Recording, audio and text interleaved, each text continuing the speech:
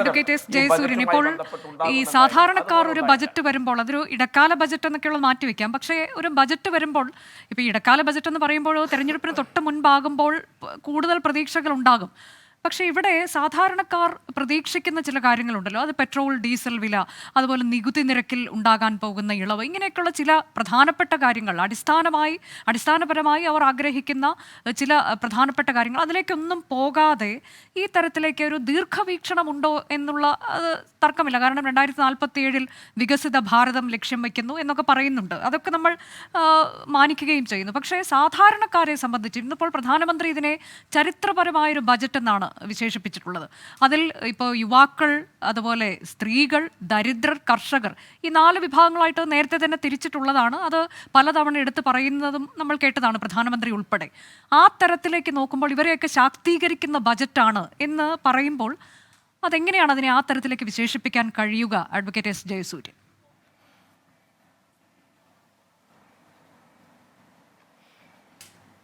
നമ്മളിതുവരെ ഈ രാജ്യത്ത് കണ്ട ബജറ്റുകൾ കോൺഗ്രസ് ബജറ്റുകൾ ആണ്. ഇടതുപക്ഷം ബൗദ്ധിക ഉപദേശം കൊടുത്ത് കോൺഗ്രസിന്റെ ഭൂരിപക്ഷം ഉപയോഗിച്ച് അവർ നടപ്പാക്കിക്കൊണ്ടിരുന്ന ബജറ്റുകളെയാണ് ഈ രാജ്യം ഇതുവരെ കണ്ടിരുന്നത്. എന്നാൽ നരേന്ദ്രമോദി സർക്കാരിന്റെ കാലത്ത് വരുന്ന ബജറ്റുകൾ അങ്ങനെയുള്ളതല്ല. കാരണം ഞങ്ങൾ കോൺഗ്രസ് പാർട്ടി അല്ല, ഞങ്ങൾ CPM അല്ല. ഞങ്ങൾക്ക് ഞങ്ങളുടേതായിട്ടുള്ള പ്രത്യയശാസ്ത്രത്തിന്റെ അടിസ്ഥാനത്തിൽ വ്യക്തമായ കാഴ്ചപ്പാടുകളോട് കൂടിയാണ് ബജറ്റ് അവതരിപ്പിക്കുന്നത്. കോൺഗ്രസിന്റെ പ്രധാനമന്ത്രിയായിരുന്ന രാജീവ് ഗാന്ധി ഇന്ത്യയുടെ പാർലമെന്റിനകത്ത് തുറന്നു നടത്തിയ ഒരു ഖേദ പ്രകടനമുണ്ട്. അദ്ദേഹം പറഞ്ഞു, പാവങ്ങൾക്ക് വേണ്ടി, സാധാരണക്കാർക്ക് വേണ്ടി, പട്ടിണിക്കാർക്ക് വേണ്ടി പാർലമെന്റ് അനുവദിച്ചു കൊടുക്കുന്ന കേന്ദ്ര ഗവൺമെന്റിന്റെ ഫണ്ടുകൾ 100 രൂപ ഡൽഹിയിൽ നിന്ന് പുറപ്പെട്ടാൽ ഗുണഭോക്താവിന്റെ കയ്യിലെത്തുന്നത് കേവലം 15 രൂപ മാത്രമാണ്.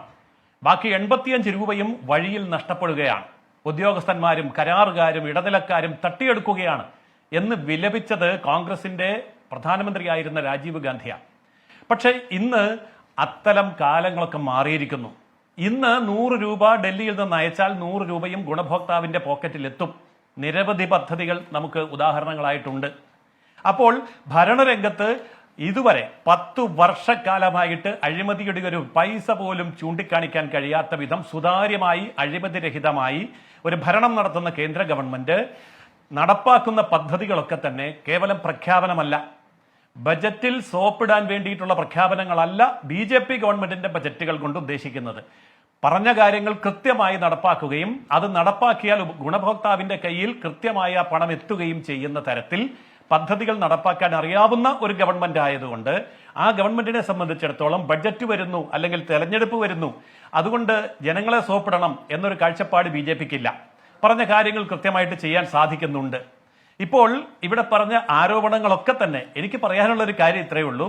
ഈ പറഞ്ഞ കാര്യങ്ങളൊക്കെ വസ്തുതാപരമായി ഇന്ത്യയിലെ ജനങ്ങളെ പറഞ്ഞ് മനസ്സിലാക്കൂ, ഇല്ലെങ്കിൽ കേരളത്തിലെ ജനങ്ങളെ പറഞ്ഞ് മനസ്സിലാക്കൂ. മനസ്സിലാക്കിയിട്ട് ഒറ്റക്കെട്ടായി BJPയെ താഴെ ഇറക്കൂ. നമ്മൾ ചാനൽ ചർച്ചകളിൽ പറയുന്ന ഈ കാര്യങ്ങൾ എന്താ ജനങ്ങളോട് പറഞ്ഞാലുള്ള കുഴപ്പം? ജനങ്ങളുടെ വീടാന്തരം കയറി ഇപ്പോൾ പറഞ്ഞ ഈ വസ്തുതകളൊക്കെ അവരോട് പറഞ്ഞിട്ട് BJP മഹാ അപകടമാണ് ചെയ്തിരിക്കുന്നത്, ഈ ബജറ്റ് നിങ്ങളെ കബളിപ്പിക്കുകയാണ് കേട്ടോ, അതുകൊണ്ട് BJPയെ നമുക്ക് തോപ്പിക്കണം എന്നൊന്ന് പറയാൻ വേണ്ടി ഒന്നിച്ചു കൂടുന്ന ആ മുന്നണിയിൽ തന്നെയാണ് BJPയുടെ ഘടകകക്ഷികളും നേതാക്കന്മാരും ഉള്ളത്. കാരണം ഇന്ത്യ മുന്നണിയിലെ നേതാക്കന്മാരും ഘടകകക്ഷികളും ദിവസം കഴിയും തോറും ദേശീയ ജനാധിപത്യ സഖ്യത്തിൽ BJPയുടെ കൂടെ ഒഴുകിച്ചേരുന്ന കാഴ്ചയാണ് നമ്മൾ കാണുകയാണ്. എന്താ കാരണം? ഈ രാജ്യത്തെ ജനങ്ങൾ ചിന്തിക്കുന്നത് BJP വീണ്ടും അധികാരത്തിൽ വരണമെന്ന.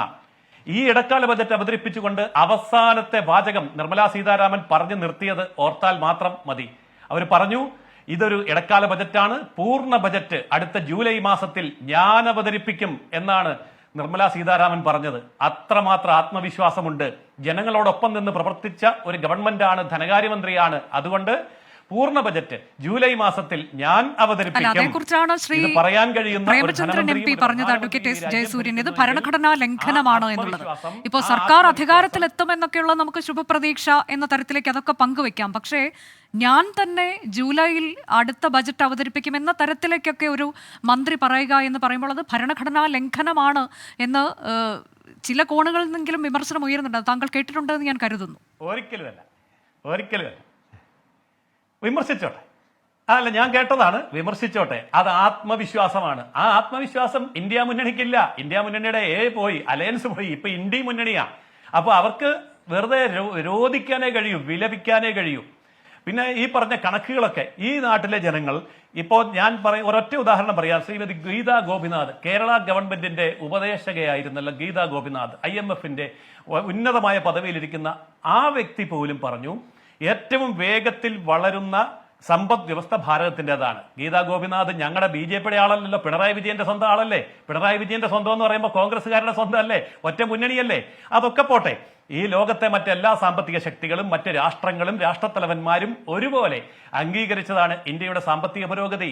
അപ്പോൾ ആ സാമ്പത്തിക പുരോഗതിയെ കണ്ട് അത് കോപ്പി ചെയ്യാൻ വേണ്ടി ലോകരാഷ്ട്രങ്ങളും സമ്പദ് വ്യവസ്ഥകളും സാമ്പത്തിക വിദഗ്ധരും ഒക്കെ ശ്രമിക്കുമ്പോൾ ഇതൊന്നും ഇവിടെ നടക്കുന്നില്ല, ഇതൊക്കെ വെറും വാചകമടിയാണ്, കള്ളക്കണക്കാണ് എന്നൊക്കെ പറഞ്ഞാൽ ആ പറയുന്ന പ്രതിപക്ഷത്തിനോട് ഞങ്ങൾക്ക് പറയാനുള്ള ഇതാണ്, ജനങ്ങളോട് പറയൂ, അവരുടെ വീടുകളിൽ പോയി പറയൂ, എന്നിട്ട് അവരെ ബോധ്യപ്പെടുത്തൂ, BJP താഴെ ഇറക്കൂ. അതല്ല വേണ്ടത്. അപ്പോൾ നമ്മൾ പറയുന്ന കാര്യങ്ങൾ ആത്മാർത്ഥമാണ് എങ്കിൽ ഞങ്ങൾ BJPക്കാർ ദേശീയ ജനാധിപത്യ സഖ്യം ജനങ്ങളോട് സംസാരിച്ച് ജനങ്ങളുടെ മാൻഡേറ്റ് വാങ്ങിച്ച് ആ കാര്യങ്ങൾ പ്രോഗ്രസീവായിട്ട് ചെയ്യുകയാണ്, ഫലപ്രദമായിട്ട് അവർക്ക് ബോധ്യപ്പെടുത്തി കൊടുക്കുകയാണ്. ആ ആത്മവിശ്വാസമാണ് ഞങ്ങൾ പ്രകടിപ്പിക്കുന്നത്. അതൊരിക്കലും ജനാധിപത്യ വിരുദ്ധമല്ല, അത് ജനങ്ങൾ തന്ന ആത്മവിശ്വാസമാണ്. അപ്പോൾ അത്തരം പദ്ധതികൾ നമുക്ക് ധാരാളമായിട്ട് ലഭിക്കുമ്പോൾ ഇവിടെ കേരളത്തിന്റെ പശ്ചാത്തലത്തിൽ ഇരുന്നു കൊണ്ട് നമ്മൾ സംസാരിക്കുമ്പോൾ ഇതിന് ഞാൻ താങ്കളോട് ചോദിച്ച ചോദ്യം ഇപ്പോൾ ഇതിൽ ഈ 4 വിഭാഗങ്ങളായി തിരിച്ചുകൊണ്ട് ദരിദ്രർ, യുവാക്കൾ, സ്ത്രീകൾ, കർഷകർ, ഈ 4 വിഭാഗത്തെയും ശാക്തീകരിക്കുന്ന ബജറ്റ്, ചരിത്രപരമായ ബജറ്റ് എന്നൊക്കെയുള്ള വാക്കുകൊണ്ട് വിശേഷിപ്പിക്കാനും മാത്രം ഇതിൽ എന്തുണ്ട് എന്നതാണ് താങ്കളുടെ അഭിപ്രായം, വ്യക്തിപരമായ അഭിപ്രായം എന്ത് എന്ന് ഞാൻ ചോദിച്ചത്. അഡ്വക്കേറ്റ് ജയസൂര്യൻ.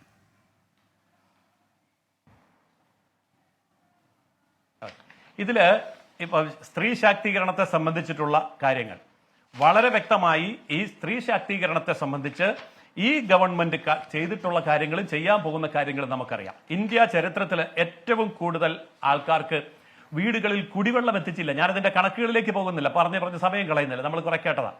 അപ്പോൾ എല്ലാ വീടുകളിലും കുടിവെള്ളം എത്തിക്കുകയും വൈദ്യുതി എത്തിക്കുകയും ഗ്യാസ് സിലിണ്ടർ എത്തിക്കുകയും ഒക്കെ ചെയ്തപ്പോൾ അതിന്റെ ഗുണഫലം ഉണ്ടാക്കിയത് ആർക്കാ? എല്ലാ വീടുകളിലും ശൗചാലയം ഉണ്ടാക്കിയപ്പോൾ ഇവിടെ വലിയ ആക്ഷേപമായിരുന്നു കേരളത്തിൽ. എന്നിട്ട് ലക്ഷക്കണക്കിന് കക്കൂസുകൾ കേരള ഗവൺമെന്റും ഇവിടെ കേന്ദ്രത്തിന്റെ സഹായം വാങ്ങിച്ച് നിർമ്മിച്ചു കഴിഞ്ഞു. അപ്പോൾ ഇതൊക്കെ ഓർക്കണം, നമ്മൾ 60-65 വർഷക്കാലം കോൺഗ്രസ് മറ്റുള്ളവർ ഭരിച്ചപ്പോൾ നേടാത്ത കാര്യങ്ങൾ കഴിഞ്ഞ 10 വർഷക്കാലം കൊണ്ട് നരേന്ദ്രമോദി ചെയ്ത് കാണിച്ചു കൊടുത്തു. കേവലം പ്രഖ്യാപനമല്ല. അപ്പോൾ എല്ലാ വീടുകളിലും ഗ്യാസ്, എല്ലാ വീടുകളിലും കുടിവെള്ളം, എല്ലാ വീടുകളിലും ശൗചാലയം, എല്ലാവർക്കും വീട് എന്ന മഹത്തായ ലക്ഷ്യത്തിലേക്ക് 3 കോടി വീടുകൾ ഉണ്ടാക്കി കൊടുത്തു. ഇപ്പോൾ അടുത്തത് 5 വർഷത്തിനകം 2 കോടിയും കൂടി ഉണ്ടാക്കി കൊടുക്കും. അപ്പോൾ ചെയ്ത് കഴിഞ്ഞ കാര്യങ്ങൾ ജനങ്ങൾക്ക് ബോധ്യപ്പെട്ടു കഴിഞ്ഞു. ആ ബോധ്യത്തിന്റെ അടിസ്ഥാനത്തിലാണ് സാധാരണക്കാർ, സ്ത്രീകൾ, കർഷകർ, ചെയ്ത് കഴിഞ്ഞ കാര്യങ്ങളെല്ലാം അത് പറയാനായിരുന്നു ഈ ബജറ്റ് പ്രസംഗത്തിന്റെ ഭൂരിഭാഗവും ധനമന്ത്രി വിനിയോഗിച്ചത്. നമ്മൾ കേട്ടതാണ്. ഇതിനോടകം എന്തൊക്കെ ചെയ്തിട്ടുണ്ട് എന്നുള്ളത് പറഞ്ഞുകൊണ്ട് അത് മന്ത്രി ആ തരത്തിലേക്കാണ് അത് പ്രസംഗം തുടങ്ങിയതും കുറേ സമയം അതിനെക്കുറിച്ചാണ് പറഞ്ഞത്. പിന്നീടാണ് പ്രഖ്യാപനങ്ങളിലേക്ക് കടന്നത്. ഈ പ്രഖ്യാപനങ്ങളിൽ എന്തുണ്ട് എന്നുള്ള ചോദ്യമാണ് ഇനിയിപ്പോൾ വരാനിരിക്കുന്നത്. ഇപ്പോൾ ഇത് ഇടക്കാല ബജറ്റാണ് എന്നൊക്കെ പറയുമ്പോൾ പോലും ഈ വിഭാഗങ്ങളെ കേറ്റർ ചെയ്യുന്ന തരത്തിലേക്ക് ഇതിൽ എന്തുണ്ട് എന്നുള്ള ചോദ്യമാണ് ഞാൻ ഉന്നയിച്ചുകൊണ്ടേയിരിക്കുന്നത് തുടർച്ചയായി. അഡ്വക്കേറ്റ് ജയസൂര്യൻ, ഞാൻ കൃത്യമായിട്ട് മറുപടി പറയാം. എനിക്ക് അല്പസമയം തന്നാൽ മതി, ദീർഘിപ്പിക്കുന്നില്ല. പദ്ധതികളുണ്ട്, പണമുണ്ട്, പക്ഷെ അത് വാങ്ങാൻ കഴിവുള്ള ഒരു സംസ്ഥാന ഗവൺമെന്റ് ഉണ്ടായിരിക്കണം. കേരളത്തിന്റെ ഏറ്റവും വലിയ ശാപം ഇതാണ്. ഞാനൊരു ഒറ്റ ഉദാഹരണം പറയാം. ഗുജറാത്തിൽ 3000 കോടി രൂപയുടെ പട്ടേൽ പ്രതിമ ഉണ്ടാക്കിയപ്പോൾ കേരളത്തിലെ ഇടതുപക്ഷവും വലതുപക്ഷവും ഒരുപോലെ ചോദിച്ച ചോദ്യമുണ്ട്, പ്രതിമ പട്ടിണി മാറ്റുമോ? ആക്ഷേപമായിരുന്നു, കളിയാക്കുമായിരുന്നു BJPയെ. ഞാൻ അവിടെ പോയി പ്രതിമ കണ്ടിട്ടുണ്ട്. ഈ 3000 കോടി രൂപയുടെ പ്രതിമ കൊണ്ട് ആ സംസ്ഥാന ഗവൺമെന്റും അവിടുത്തെ ജനങ്ങളും നേടിയത് 9000 കോടി രൂപയുടെ വരുമാനം, 3 ഇരട്ടി വരുമാനമാണ്. 16 ചതുരശ്ര കിലോമീറ്റർ ചുറ്റളവിൽ വനത്തിനകത്ത് വലിയ മലയുടെ മുകളിൽ ഡാം സൈറ്റിൽ ഉണ്ടാക്കിയ ആ പ്രതിമയ്ക്ക് ചുറ്റും 16 സ്ക്വയർ കിലോമീറ്റർ ഡെവലപ്പ് ചെയ്ത് കഴിഞ്ഞു. ലക്ഷോപലക്ഷം ആദിവാസികൾക്ക്, സാധാരണക്കാർക്ക്, സ്ത്രീകൾക്ക് അവിടെ പട്ടിണി മാറ്റാൻ വേണ്ടിയിട്ടുള്ള വിശാലമായ സൗകര്യമാണ് ഒരുങ്ങിയത്. അവിടെയൊക്കെയുള്ള ഓട്ടോറിക്ഷകളും കാറുകളും ഓടിക്കുന്ന സ്ത്രീകൾ ആദിവാസി സ്ത്രീകളാ. അവിടെ 16 സ്ക്വയർ കിലോമീറ്റർ വലിയ ടൗൺഷിപ്പാണ് ഉയർന്നു വന്നത്. അവിടെ ഉണ്ടായ വരുമാനം പ്രതിമയ്ക്ക് 3000 കോടി മുടക്കിയപ്പോൾ 9000 കോടിയാണ് അവിടുത്തെ ജനങ്ങൾക്ക് കിട്ടിയത്.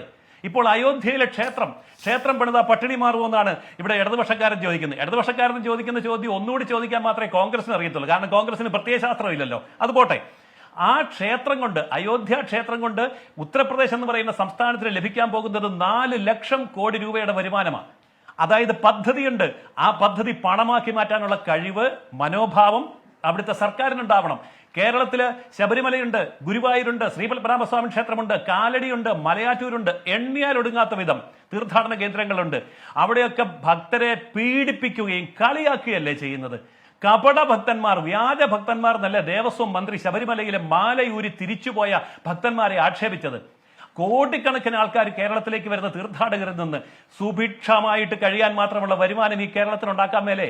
പക്ഷെ കേരളത്തിലെ ഇടതുപക്ഷ ഗവൺമെന്റും അതിന് ചൂട്ടുപിടിക്കുന്ന അവരുടെ ശിഷ്യന്മാരായിട്ടുള്ള കോൺഗ്രസ്സുകാരും ഭക്തന്മാരെ ആക്ഷേപിക്കുകയും അതുപോലെ തീർത്ഥാടന കേന്ദ്രങ്ങളെ കൊള്ളയടിക്കുകയും ചെയ്യുന്നതിന് പകരം ഉത്തർപ്രദേശിലൊക്കെ ചെയ്യുന്നത് പോലെ അത് ഇൻകം ജനറേറ്റിംഗ് ആക്കൂ, ജനങ്ങൾക്ക് തൊഴിൽ കൊടുക്കൂ, ലക്ഷക്കണക്കിന് കോടി രൂപ വരുമാനം ഉണ്ടാക്കൂ. അത് പോട്ടെ, അത് പിന്നെ ദേവസ്വമാണ്, അല്ലെ പള്ളിയാണ്, അമ്പലമാണ്, മതത്തിൽ ഇടപെടുകയല്ല, വേണ്ട. എന്നാൽ മത്സ്യസമ്പദ യോജന 2600 കോടി രൂപ കേരളത്തിന് കൊടുത്തല്ലോ. എന്നിട്ട് ഇവിടുത്തെ മത്സ്യത്തൊഴിലാളികൾക്ക് വേണ്ടി എന്ത് പദ്ധതിയാണ് ഉണ്ടാക്കിയത്? മത്സ്യബന്ധനവും അതിന്റെ സംസ്കരണവും അതിന്റെ ബ്രാൻഡിങ്ങും അതിന്റെ വിതരണവും അടക്കം എല്ലാ സംവിധാനങ്ങളും നമുക്ക് എത്രയോ ഭംഗിയായിട്ട് ഉപയോഗിക്കാം. ഒരു കാലത്ത് ഇന്ത്യയിലെ മത്സ്യബന്ധനത്തിന്റെ 35% കേരളത്തിൻ്റെതായിരുന്നു. ഇന്ന് 10% പോലും ഇല്ല. പദ്ധതി ഇല്ലാഞ്ഞിട്ടല്ല, പണമില്ലാഞ്ഞിട്ടല്ല, അത് ഉപയോഗിക്കാൻ കഴിയാത്തത് കൊണ്ടാണ്. അതുപോലെ കേരളത്തിലെ ഇൻലാൻഡ് ടൂറിസം, ഇത്രയും നല്ല ടൂറിസം ഡെവലപ്മെന്റിന് ആവശ്യമായിട്ടുള്ള മറ്റൊരു സ്ഥലം കാശ്മീർ കാണുമായിരിക്കും. അത് കഴിഞ്ഞാൽ പിന്നെ കേരളമല്ലേ ഉള്ളത്.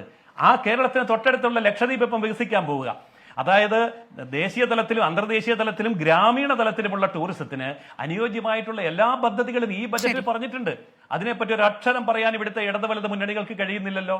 അപ്പോൾ ആ ടൂറിസം ആണെങ്കിലും, അല്ലെങ്കിൽ പിൽഗ്രിം ടൂറിസം ആണെങ്കിലും, മത്സ്യസമ്പദ യോജനയാണെങ്കിലും, അതല്ലെങ്കിൽ പശു വളർത്തലാണെങ്കിലും, പദ്ധതികൾ വരുമ്പോൾ അതിനെതിരെ തിരിഞ്ഞു നിൽക്കാതെ അത് BJP കൊണ്ടുവന്നതാണ്, നരേന്ദ്രമോദിയുടേതാണ്, അത് വർഗീയതയാണ്, അതിന്റെ ഒരു പൈസ ഞങ്ങൾക്ക് വേണ്ട എന്നുള്ള നിലപാട് മാറ്റിവെച്ചിട്ട് ആ പദ്ധതികളിൽ നിന്ന് സ്വീകരിക്കൂ, പണം സ്വീകരിക്കൂ. ഇപ്പോൾ തന്നെ നമുക്ക് ഈ പറഞ്ഞ ബജറ്റിൽ തന്നെ പറഞ്ഞിട്ടുള്ള കാര്യമുണ്ട്. സംസ്ഥാനങ്ങളുടെ നികുതി വിഹിതം 11,04,494 നിന്ന് 12,19,783 കോടിയായിട്ട് വർദ്ധിപ്പിച്ചിട്ടുണ്ട്. ഏത് സംസ്ഥാനങ്ങളുടെ നികുതി വിഹിതം?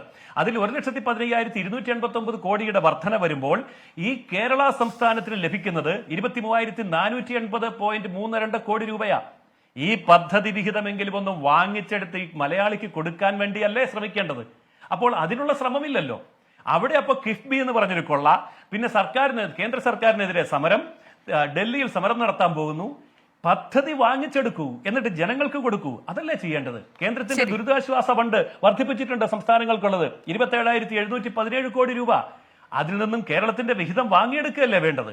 അങ്ങനെയുള്ള കാര്യങ്ങൾ ചെയ്യുമ്പോൾ കേന്ദ്രം തന്നതിനെ കാണാതിരിക്കരുത്. 92 റെയിൽവേ മേൽപ്പാലങ്ങളും 35 അമൃത് സ്റ്റേഷനുകളും കേരളത്തിൽ വികസിപ്പിക്കാൻ വേണ്ടി 700 ഇരട്ടി, അതായത് കോൺഗ്രസ് ഭരണകാലത്ത് കേരളത്തിലെ റെയിൽവേക്ക് ചെലവഴിച്ചതിന്റെ 700 ഇരട്ടി ഇന്ന് കേരളത്തിൽ കേന്ദ്ര ഗവൺമെന്റ് കൊടുക്കുകയാണ്. അതിനുള്ള സൗകര്യങ്ങൾ കൊടുക്കണം, അത് കേരളത്തിലേക്ക് കൊണ്ടുവരണം. അപ്പോൾ കൂടുതൽ യാത്രാ സൗകര്യം ഉണ്ടാകും, സഞ്ചാരികൾ വരും, വ്യവസായവും ബിസിനസ്സും മറ്റു മേഖലയും പുഷ്ടിപ്പെടും. അങ്ങനെ കേരളത്തെ രക്ഷിക്കാനുള്ള ഏറ്റവും വലിയ അനുഗ്രഹമാണ് ഈ ബജറ്റ് നിർദ്ദേശത്തിൽ കൂടി വന്നിരിക്കുന്നത്. അതാണ് താങ്കളുടെ നിലപാട്. ഞാനൊരു ഇടവേളയിലേക്ക് പോകുന്നു. നമുക്കൊപ്പം 2 അതിഥികൾ കൂടിയുണ്ട്, ശ്രീ മണി അനന്തശിവവും ശ്രീ അഹമ്മദ് MP യും. ഞാൻ അവരിലേക്ക് എത്തും ചെറിയൊരു ഇടവേള എടുത്തതിനു ശേഷം.